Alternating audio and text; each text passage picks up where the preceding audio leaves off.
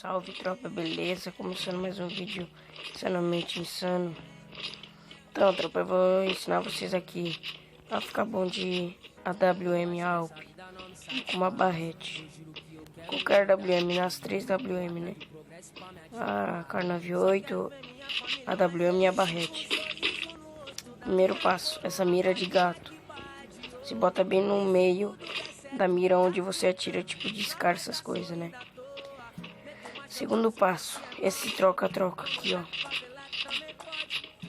E quando você tiver uma trocação,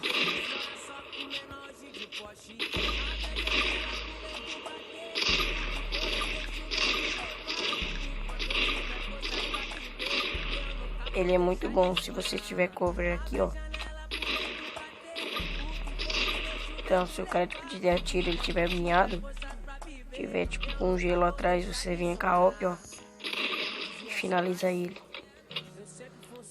Terceiro passo, trocação de WM. Eu ainda sou novato, mas eu vou tentar.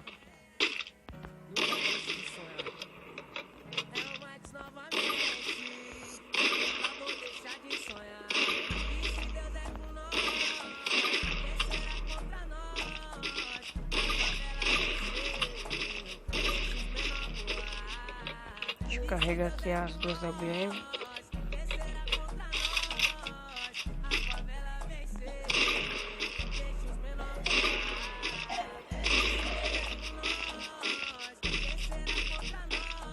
O tiro não sai, tropa. Que coisa de louco.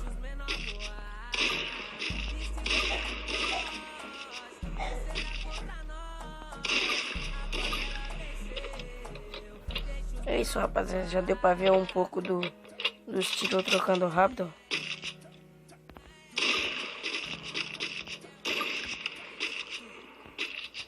Ó. Tá, a última tentativa. Deixa eu carregar as duas aqui. Só quero ver minha família mais feliz com o sorriso no rosto da minha coroa. Vale mais que se tudo der certo, daqui um tempo nós vai tá sorrindo à toa. Mas eu vou buscar o que é nosso. Vou mostrar que o favelado também pode. Dar risada na cara de quem desmerece. Olha só um menorzinho de poste. Abre a janela pro vento bater. O que for me deixa levar. 300.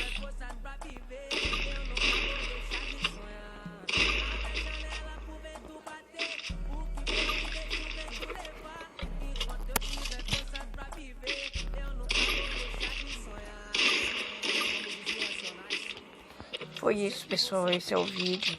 Espero que tenham gostado. Deixe seu like, compartilhe e se inscreva no canal. E é só isso. Valeu.